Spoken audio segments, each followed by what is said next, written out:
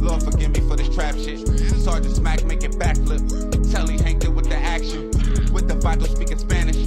Frank Matthews how I vanish. Poof. Came back like I'm King Tut. Gold BBS is on a beamer. When Fat Cat was 10 queens up. Fall off the profit, not the re-up. Fly like Puerto Rican Jesus. Uptown like I'm Baby May. Just caught a touchdown from the bay. One of the lawmakers behind New York's weed legislation is weighing in on all the illegal weed shops that keep popping up. Yeah, State Senator Liz Krueger says she never expected the situation to get out of hand. Morgan McKay caught up with her today. It's hard to miss the marijuana shops on almost every block in New York City. According to the NYPD, more than 1,300 illegal marijuana stores are selling pot without a license.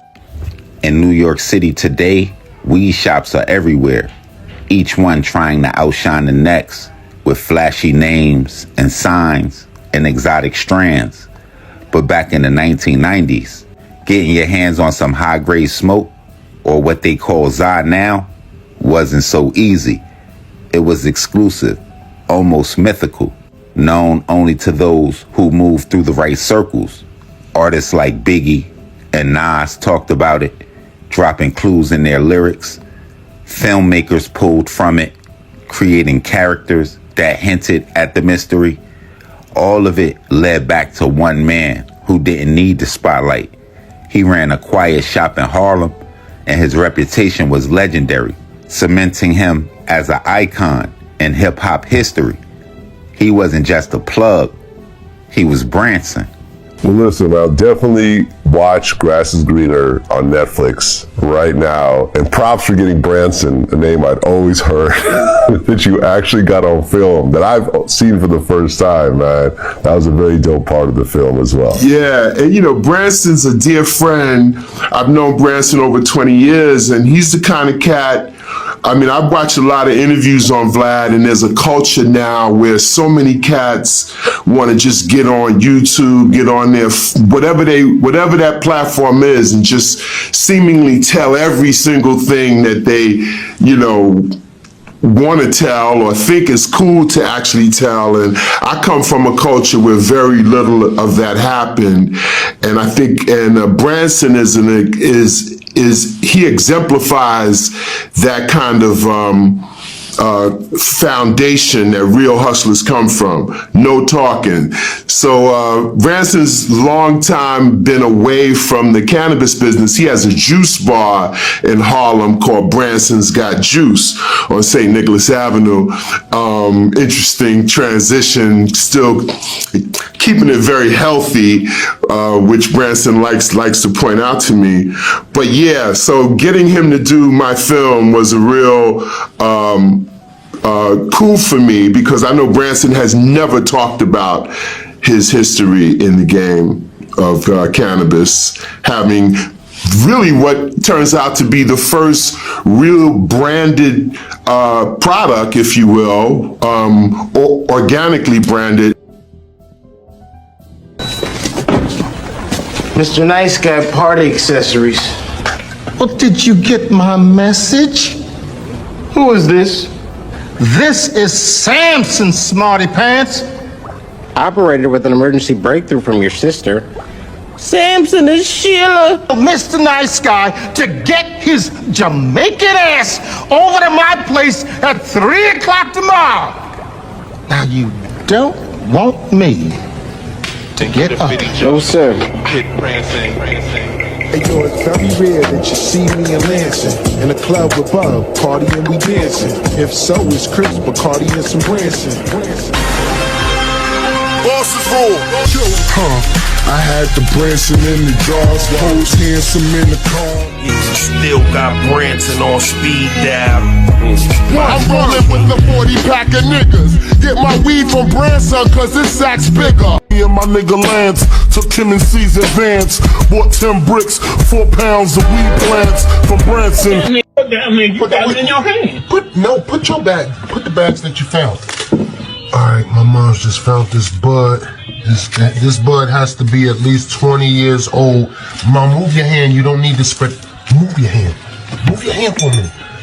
This bud got the Don't put my name in it, period. I'm not putting you. I said mom. They don't know who moms is. This weed has to be at least 20 years old. We selling it on eBay. You gonna say not to say your name and then say we selling it, mom? Oh shit. All right, and now this one right here. You know what that bag is right there. This bag has history. This is Biggie Smalls. This is The Locks. This is Cameron. This is Little C's. This is Noriega. Official, 20 years old, and the bud is still in it. And if you don't know what that bag is, it's from one of the East Coast riders of marijuana, Branson, baby. That's an official Branson bag. Now we have dispensaries, right? Yeah. Dispensaries, a great thing, but can you describe to the people back in the 90s, because usually you able to drink champagne there, the police wouldn't fuck with you in front of Branson. Like, this is a legendary, like, describe Wait, is this the same dude depicted by Half-Baked? Yes. Like, What, the Branson spot? Yes. Like you said, it was an exclusive spot to be at, and like definitely, me and Biggie definitely kicked it out there. You know what I want? I want to talk to Samson. Fly me to the moon like that Dallas cram.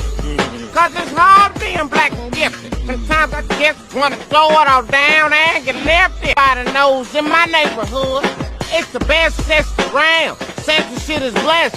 Got the whole town on lockdown. That's what I want to be right there. Look at this cornrow. Legalize this shit, please. For someone who never wrote a verse, produced a song, or even appeared on stage, Branson Belchie might be one of the most influential figures in hip-hop who wasn't an artist. His impact would stretch far beyond the music that he was mentioned in, weaving together luxury, cannabis, and culture in a way that few others had done. As one of hip-hop's first true weed connoisseurs, Branson built a reputation in the 1990s for providing high-end marijuana when options were very limited in New York City. His premium strands, recognized by their triangle-shaped packaging, became legendary, offering artists a taste of exclusivity. During a time when luxury cannabis was nearly impossible to find on the East Coast, Branson's supply became a coveted staple in the hip-hop scene, setting a new standard for quality in the culture. Like, people done heard my name for a long time. They didn't know who I was.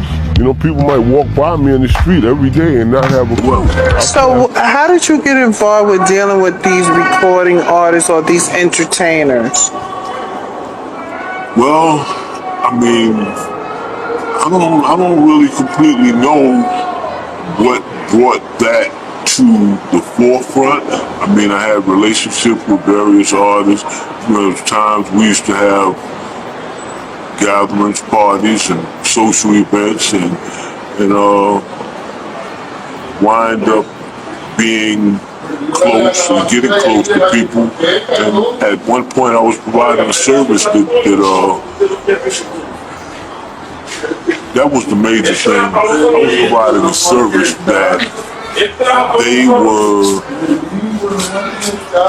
not able to get. I tried to bring quality product to us. You know, that was my main focus, because there were products that we would consider be quality products, but we weren't getting them. So it was my desire to, anything that I've done, to create a quality situation and service my people.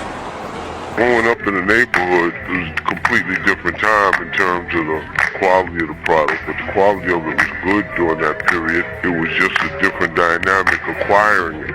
We used to go buy $5 bags of Jamaican.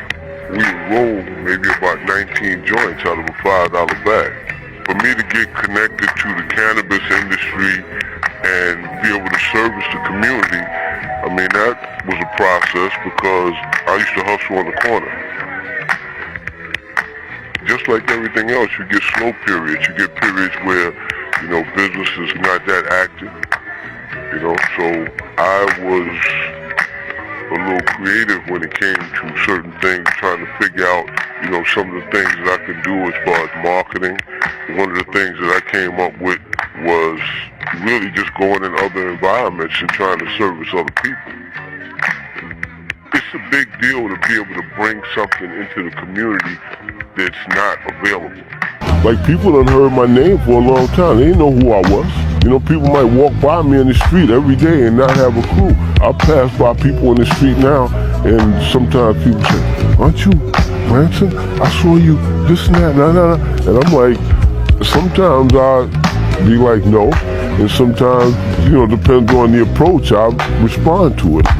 I was given opportunity. The elders in the community that had established businesses, they gave the kids an opportunity to work. You got to take care of those that take care of you. And I think that's something that's sort of lacking these days. I don't think that the kids really understand those values, those principles, those morals. I think that those need to be put back in place. Somebody turn around and say you old-fashioned. Old-fashioned is good. The year was 2009, and the music video for Pop Champagne by Ron Browse, featuring Jim Jones and Joel Santana, were lighting up television screens across the hip-hop world. But not many people knew that when they were watching this video, the bottles of champagne they saw were actually Branson's own. The brand, Guy Charlemagne, selected by Branson, was born from a collaboration between Branson himself and renowned Grand Cru producer Guy Charlemagne from the Côte de Blanc region of France. And after that video, you could look at it as another part of the culture that Branson would affect. He wouldn't just bring a drink into hip-hop. He helped turn a champagne and even spirits, period, into a cultural statement and a celebration of success and status that defined the lifestyle for artists and fans alike. He pretty much would help lay the groundwork for hip-hop's enduring relationship with not only exotic marijuana brands, but also luxury alcohol companies, setting a standard for exclusivity as well as a high-end lifestyle within the culture. So let me put it into perspective. He wouldn't introduce alcohol to rap as we all could remember rappers endorsing beer companies, most notably Biggie's iconic St. Ives commercial. But before Branson's partnered champagne bottles would appear in Ron Browse's music video, only Puffy would have a major partnership with the alcoholic brand, joining forces with Ciroc back in 2007. And some can say it would be Branson's early efforts to bring high-end spirits into hip-hop gatherings that would help add a newer layer to the culture, pretty much helping to establish luxury brands as essential symbols of success and influence. And eventually, major figures like Rick Ross with Bel Air in 2013, and even 50 Cent with Branson Cognac in 2018 would join the trend, launching or endorsing brands that became synonymous with their public personas. And in my eyes, Branson's legacy in hip-hop would go on to inspire a generation of artists, as shown by Ron Browse's Pop Champagne, a song that would capture the celebratory energy that Branson helped cultivate. His influence on hip-hop's relationship with luxury remains unmatched, showing how one individual's taste and vision could alter the trajectory of an entire culture. Now, for all my hip-hop heads tuned in, this is where I'm gonna need all my hip-hop heads to slide to the comment box so y'all could mention Branson's favorite reference in a hip-hop song y'all heard. Mine's is already there. Now, I know it's some of us, regular niggas that wasn't entertainers during that time, that happened to come across a Branson pack. Y'all let us know what that experience was like and how that happened.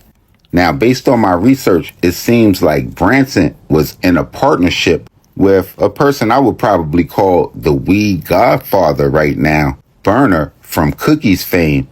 And he is actually in the process, or it could be done now, with producing his own strand that people who weren't lucky enough to run across a triangular Branson bag back in the days can get a pack now. Y'all make sure y'all hit the red bell and subscribe button right under this video so y'all know when this real trill spill shit is dropping. Y'all get in the comment box below. Y'all let me know what cities we need to go to, what stories we need to tell, what we missed, what we got wrong, all of that. Y'all tapping with me directly on Instagram, Twitter, POP_A_LOT. And until the next jug, y'all know how we rocking. Shay's Popalot. Salute the almighty MOBB.